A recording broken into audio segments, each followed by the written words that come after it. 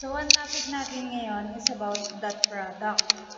So, yung dot product, sum siya ng dalawang pinag-multiplies na sequence ng numbers.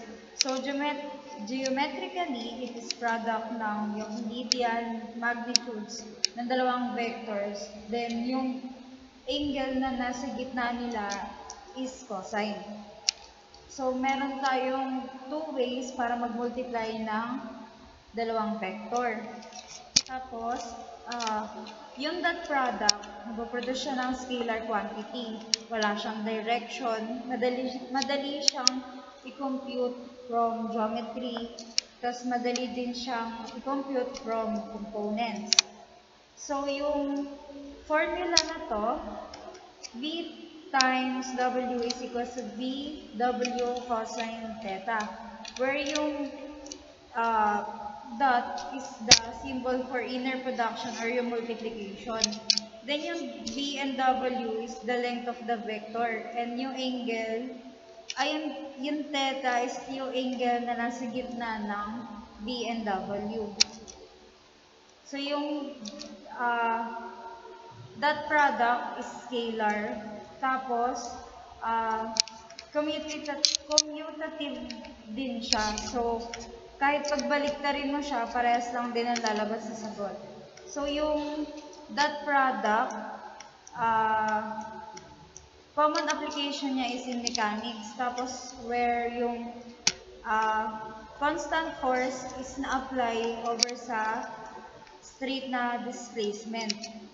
So, that product also obeys the distributive law. Yun. Tapos, yun. An expression involving no angles. Kapag yung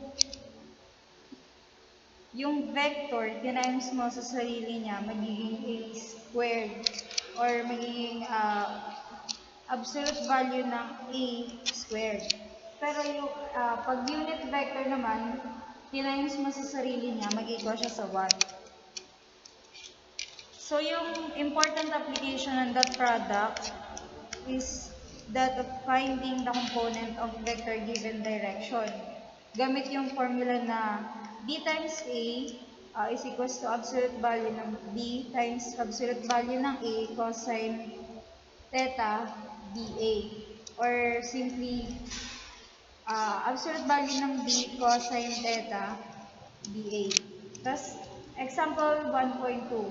In order to illustrate these definitions and operation, let us consider the vector field G equals y ax minus 2.5 x ay plus 3az and the point Q 4, 5, and 2. Thus, sa A, find G at Q.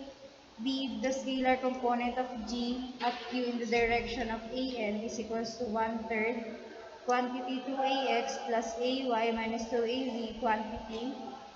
C, the vector component of G at Q in the direction of AN. And find D, and find the angle theta GA between G, quantity RQ, and AN. So, sa solution natin sa letter A, balikan natin yung tanong. Yun.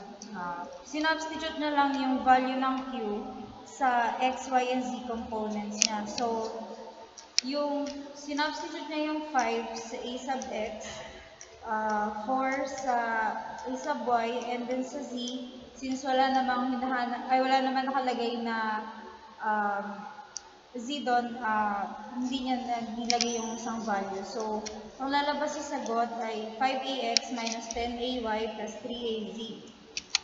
So, sabi naman tayo, G times A sub n. So, yung nakuha natin G doon sa letter A, multiply lang natin siya sa given na 1/3 quantity 2ax plus ay minus 2az.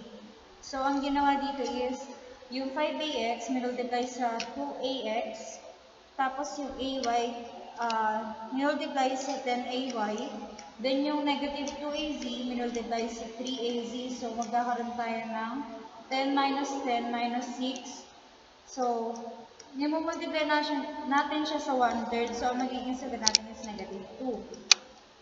So, sa letter C naman, quantity G times A sub n times quantity A sub n.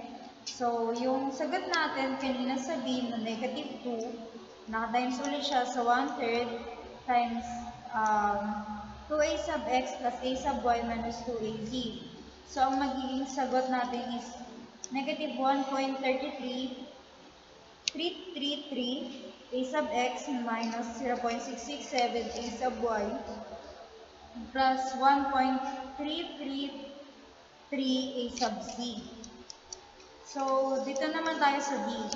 G times A sub n is equals to absolute value of G cosine theta. So, yung nakuha natin sa, wait lang. Yeah. Yung nakuha natin na sagot sa letter B, maka-equal siya sa square root ng 25 plus 100 plus 9. Saan natin ito nakuha?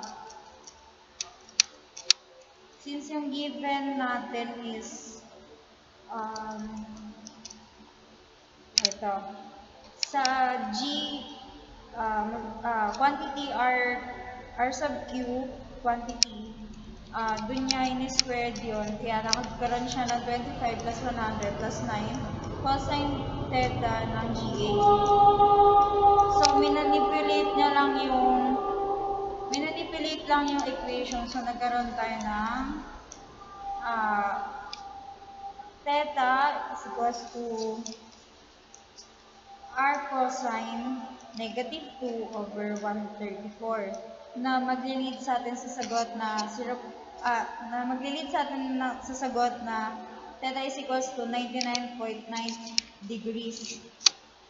That's all for today. Thank you for watching.